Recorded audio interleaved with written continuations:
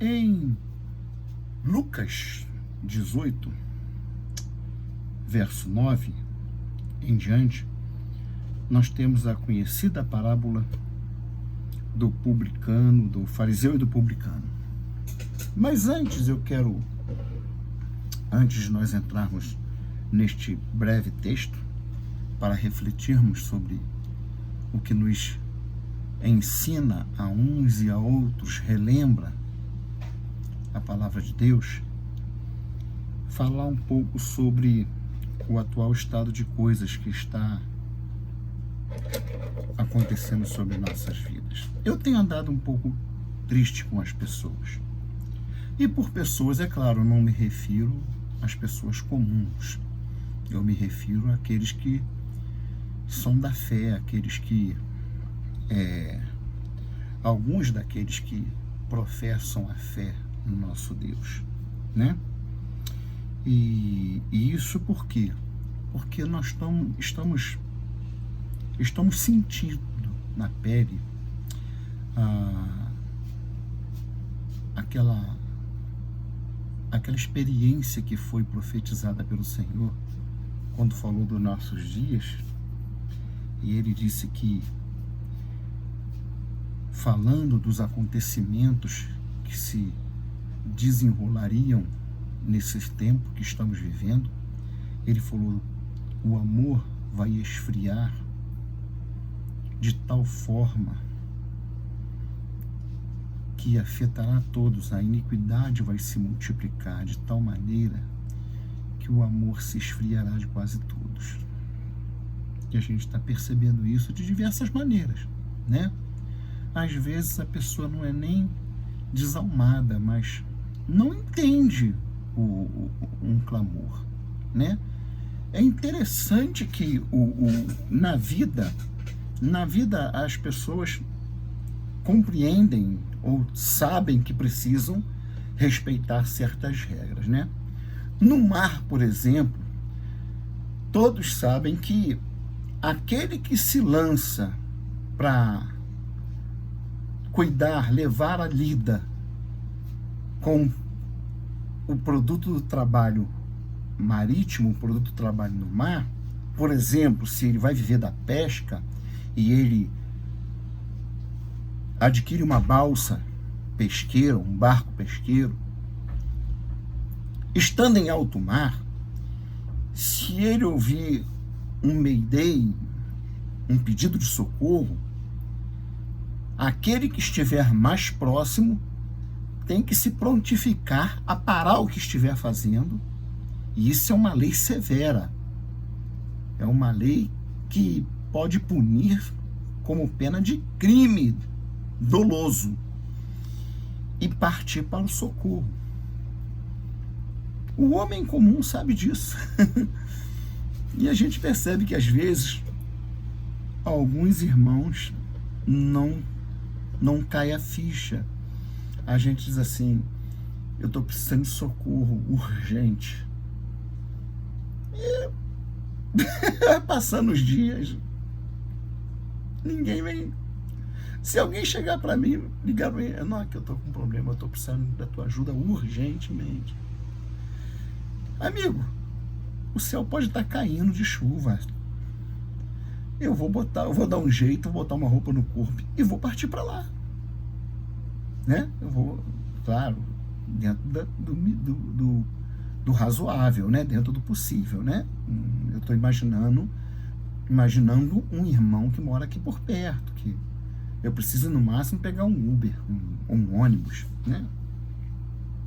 Mas enfim, faz parte, né? Estamos vivendo o nosso tempo, somos filhos do nosso tempo e temos que entender isso. Tenho conversado com minha esposa sobre algumas passagens durante esse período, desde o último vídeo até agora. Eu passei por alguns processos aqui meio turbulentos e não tive nem pegando na Bíblia para ler nada. Parei.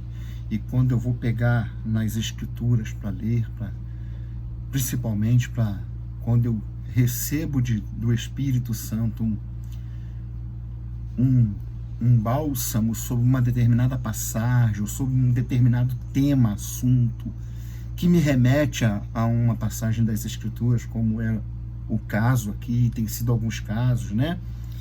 Eu tive refletindo sobre a passagem que uns chamam de parábola, outros chamam de fato, que é do rico e Lázaro, né? Alguns detalhes ali são importantes e que eu nunca tive a oportunidade de ouvir ninguém comentar. Mas fica para uma outra época. Aqui também sobre a parábola do fariseu e do publicano, né?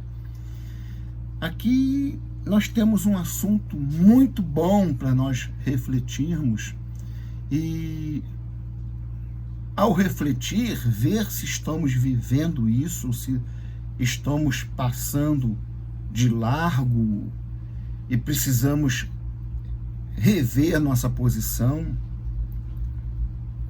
Diz assim, Lucas 18, capítulo 18, verso 9: alguns que confiavam em sua própria justiça e desprezavam os outros, Yeshua, Jesus, né, contou esta parábola. 2 homens subiam ao templo para orar. Um era fariseu e o outro publicano. O fariseu em pé orava no seu íntimo. O texto, no pensamento do autor, que é um judeu, não é um grego, ele não pensa com mentalidade ocidental. A Grécia está na Europa, tem muito a ver com Roma, tem muito a ver com a gente. Não, o pensamento aqui é semítico. Então, ele está dizendo o quê? De cara, o Senhor já está dizendo que o fariseu tem o seu Deus dentro de si. Isso é uma característica judaica, né? O Deus que serve aos judeus, o Deus que eles usam, que eles se exibem tanto com a Torá, com trancinha, é o Deus que está no coração deles. O Criador, o Senhor de Abraão, de Davi, de Isaac, de Jacó, eles não querem nada com ele. Muito pelo contrário, eles são inimigos. Os maiores inimigos do Senhor, Criador dos céus e da terra, são os judeus. O Deus deles, que eles dizem que o nome se perdeu, de tão sagrado, de tão santo que era. O nome é tudo, não podia falar. Nós perdemos porque nós santificamos de tal maneira que perdemos. E a gente usa o Hashem, aí tem o tetragrama do qual a gente faz Adonai, Yahvé, Javé, Jeová, essa baboseira toda aí, que nada disso é nome de Deus, né? Ele aqui está refletindo a característica do judaísmo, ou dos judaísmos. O fariseu ora no seu íntimo, fala de si para si. Ele está orando ao seu alter ego.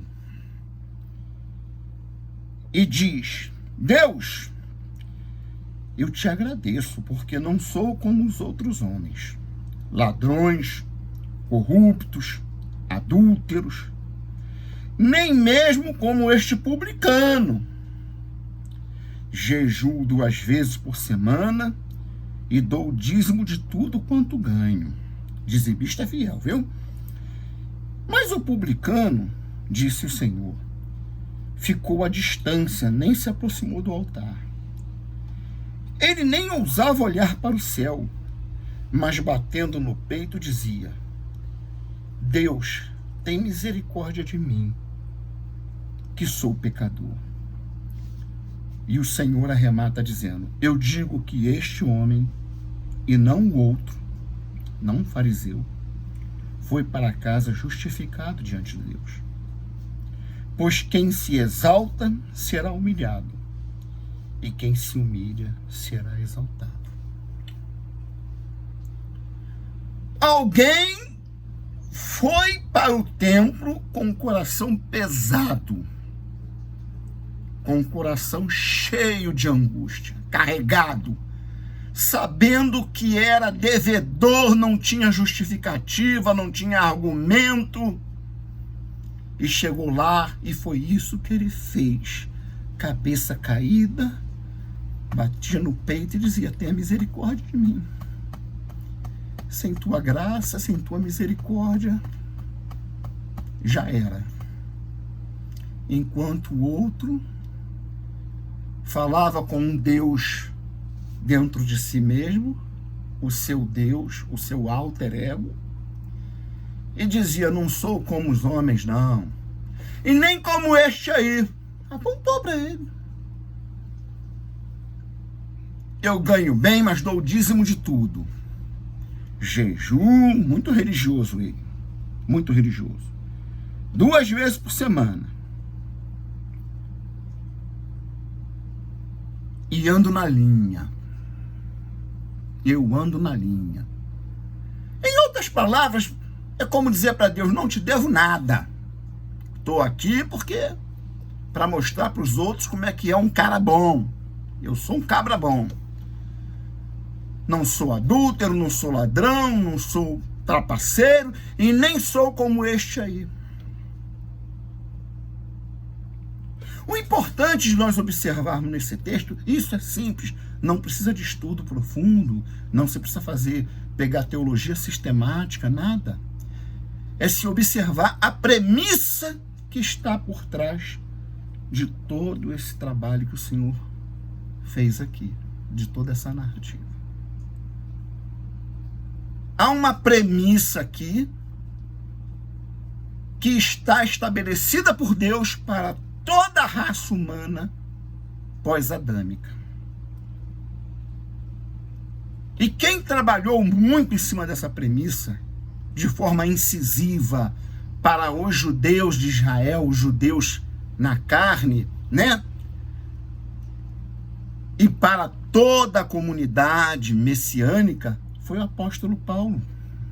O apóstolo Paulo, mais do que ninguém, ele entendia isso. Ali em Romanos 4, nós temos aqui, nós poderíamos falar isso em todo o livro aos Romanos, né? E muitas outras passagens, mas não pretendo ser longo, né? Em Romanos 4, no verso 4, ele diz: ora, o salário do homem que trabalha não é considerado como favor, mas como dívida. Todavia, aquele que não trabalha, mas confia em Deus que justifica o ímpio, olha aqui, ó. O Deus que justifica o ímpio, sua fé lhe é acreditada como justiça. Verso 5, Romanos 4, 4 e 5. Né? No verso 6, ele vai dizer: Davi diz a mesma coisa quando fala da felicidade do homem a quem Deus acredita a justiça, independente das obras. No Salmo 51, já que Paulo cita Davi, Davi está se colocando diante de Deus com base nessa premissa. A premissa de que todos pecaram e destituídos estão da glória de Deus. Ali em Romanos 3, 23, é a forma síntese máxima disso tudo, dessa premissa.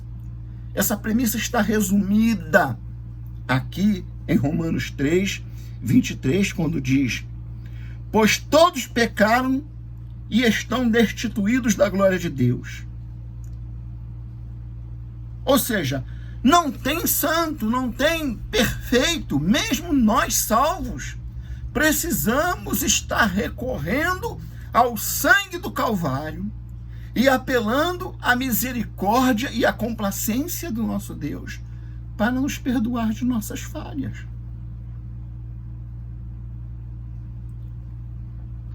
E isso tem sido esquecido.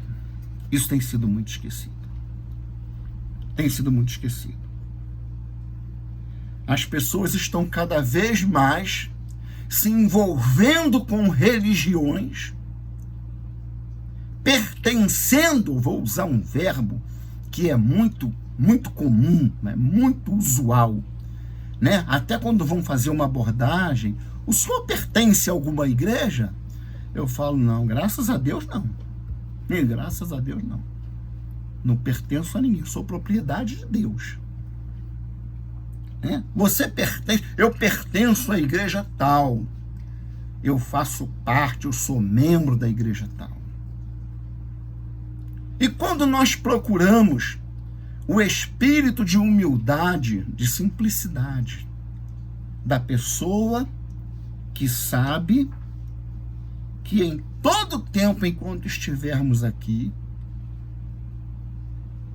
e bom é que parta nesse espírito, nesse estado de coisas, nós precisamos estar com esse sentimento do publicano.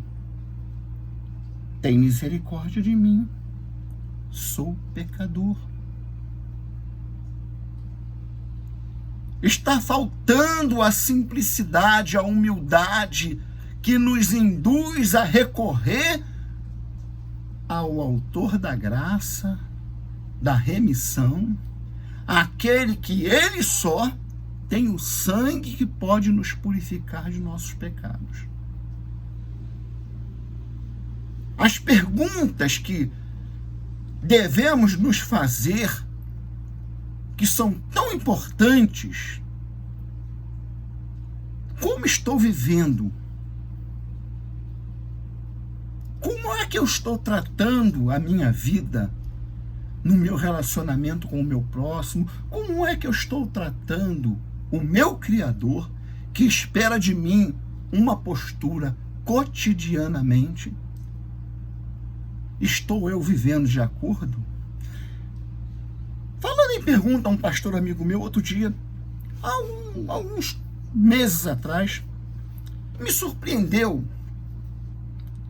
Ele me fez uma pergunta e eu, que tanto conheço a passagem, aquela passagem é de Pedro,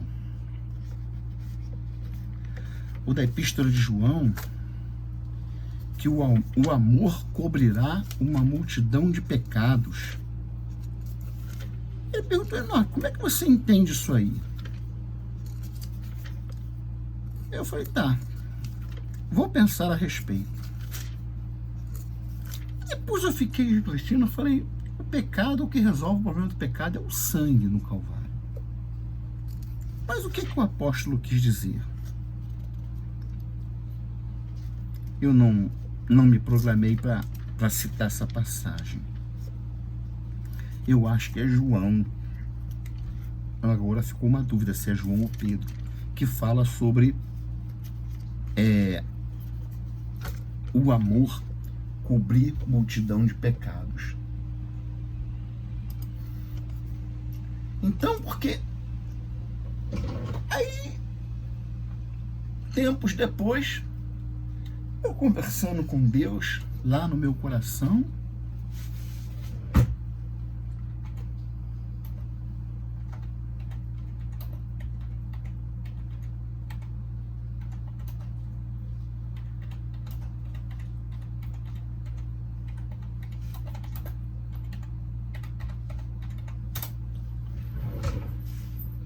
parece que é 1 Pedro 4,8. Vamos ver se eu acertei aqui. Quando o Senhor disse a Pedro: Pedro, eu te entrego as chaves do reino. É claro que Pedro ali está representando a comunidade messiânica, né? Não havia nada de especial em Pedro.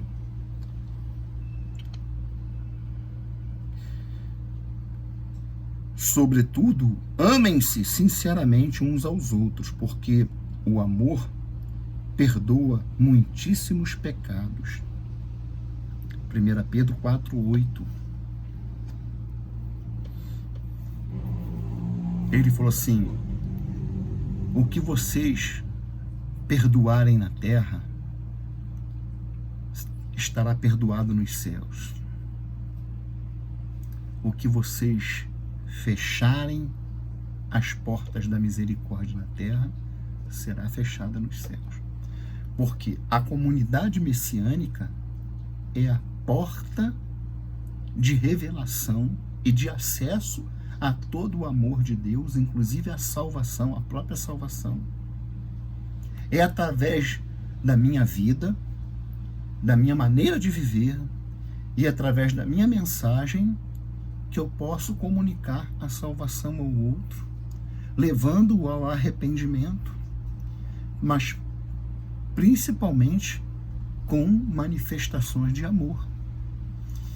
E isso não exclui o amor a um irmão mais fraco na fé. É aí que entra essa questão de se apagar pecados com o amor na sua devida proporção. Então, essas questões estabelecem premissas, como esta aqui, né? A premissa de que o fato de que todos nós somos pecadores está como um piso sobre os pés de toda a humanidade. É como a terra sobre a qual nós temos os nossos pés, o mundo, né? É uma premissa universal. Nenhum homem nasce já justificado. Recentemente, houve 2 casos, mas o mais alarmante foi de um senhor, um irmão, que gosta de passar por mim, me cumprimentar, admirar a maneira como eu expresso as escrituras. E eu estava na clínica da família para pleitear um medicamento que nós pegamos lá mensalmente. E ele perguntou sobre alguém, e ele tem uma irmã que está muito doente, que está totalmente acamada, totalmente paralisada pela doença, que é o mal de Parkinson. E ele falou, ela está sendo alimentada pelo intestino, tudo pelo intestino. Não responde mais, está em coma. E eu tenho orado a Deus e reclamado, eu cobro a Deus, falo, Senhor, essa pessoa nunca pecou, nunca foi nada de mal. Eu fiquei ouvindo ele falar. Essa mulher nunca pecou. É uma pessoa santa, por que o Senhor deixa ela sofrendo desse jeito? Isso me faz mencionar o que eu já tenho falado em outros vídeos, em outras mensagens, sobre o desconhecimento das Escrituras e da revelação de Deus. Muito lá atrás, eu já mencionei em vídeos o perigo da pregação ameaçadora. Aceita Jesus, porque senão tu vai para o inferno. Isso está errado. É muito comum a pessoa, depois de uma certa idade, já viveu, passou dos 50 e está enfrentando as crises dessa idade e desse tempo de vida que vem quase sobre todos os homens. E aí olha para um lado, olha para o outro, e o horizonte dele está meio instável, e ele se lembra que existe a morte. Aí ele se lembra do tal do inferno e vai lá na igreja. Bom, agora vamos tratar de resolver o problema da salvação, né? De se livrar do inferno. E coisas assim é mais comum do que se pensa. É muito mais comum.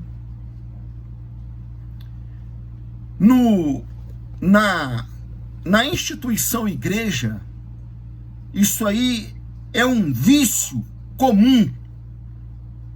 Aliás, isso é uma das colunas de sustentação da vida da instituição chamada igreja. Fazer pregações ameaçadoras, por um lado, fazer pregações prometendo coisas mirabolantes para o outro. Não preciso citar o canal que tem aí, os canais tem a CNT, a madrugada inteira, pessoas dando um microfone. Como é que foi lá? A sua empresa estava falindo? Estava. Aí eu vim aqui, peguei o copo d'água, fiz a corrente satanismo sendo apresentado como um caminho que não pode nem dizer que é evangelho, que não tem evangelho nenhum sendo praticado ali. Mas esses neomovimentos que surgiram mais recentemente não são uma novidade inédita, não. As igrejas históricas, com frequência, se encontravam dentro delas, nas suas pregações dominicais, mensagens totalmente distorcidas do evangelho, que geram pensamentos como esse irmão expressou para nós nesse dia. Quando ele acabou de falar, eu falei, olha só, eu não estou com tempo para conversar contigo agora, e aqui também não é o lugar. Mas o Senhor não entendeu nada sobre o pecado, sobre salvação e sobre a nossa condição como descendente de Adão antes de chegar ao Calvário. Ele ficou surpreso que as pessoas não esperam que a gente faça isso, né? Eu falei, o irmão não entendeu nada. Vá para a Bíblia, vai estudar, vai orar a Deus e vai ler as Escrituras e aprender com o Espírito de Deus, que diz que nós somos pecadores já na fecundação. Deixa eu ver aqui. Salmo 58. Salmo 58.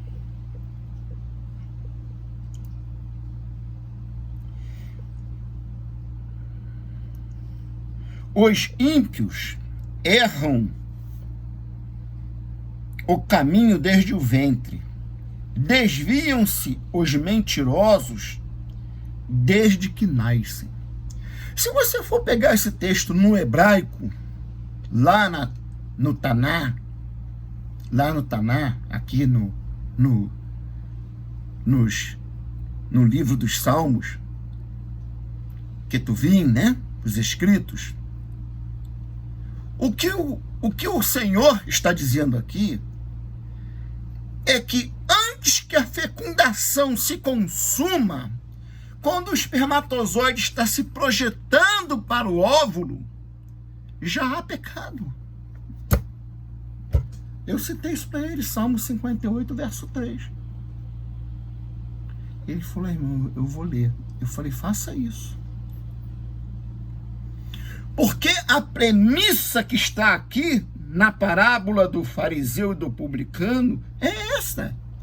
É onde todos que nascem neste mundo pisam na condição de pecador, destituído da glória de Deus, sem uma gota, uma célula de justificação em si mesmo.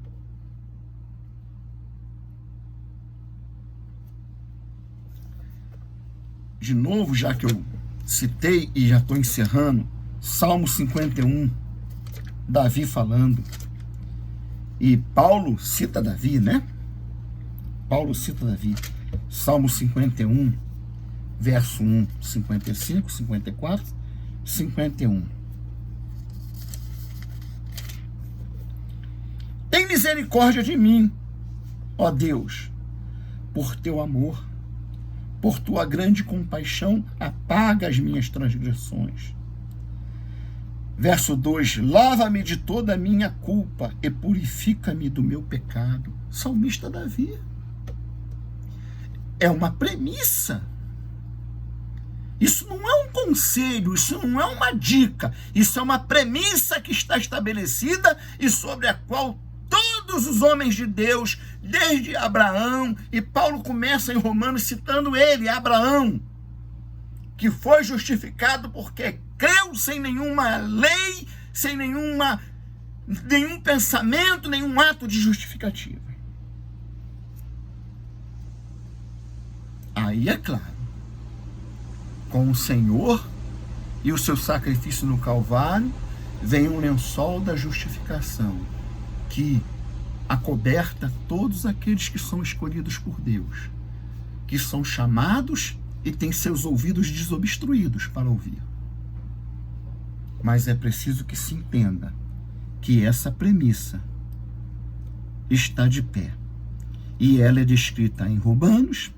Ali em Efésios, Paulo fala a mesma coisa, dirigindo-se à igreja de Éfeso, né?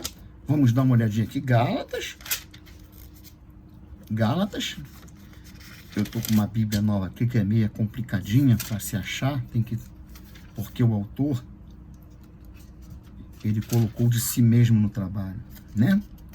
Efésios 2, verso 1 e 2. Vocês estavam mortos em suas transgressões. Olha aqui a condição descrita aqui. E pecados, nos quais costumavam viver quando seguiam a presente ordem deste mundo e o príncipe do poder do ar. O espírito que agora está atuando nos que vivem na desobediência. E lá no verso 4 ele diz: todavia Deus, que é rico em misericórdia, pelo grande amor com que nos amou, deu-nos vida no Messias, quando ainda estávamos mortos em transgressões, pela graça sois salvos.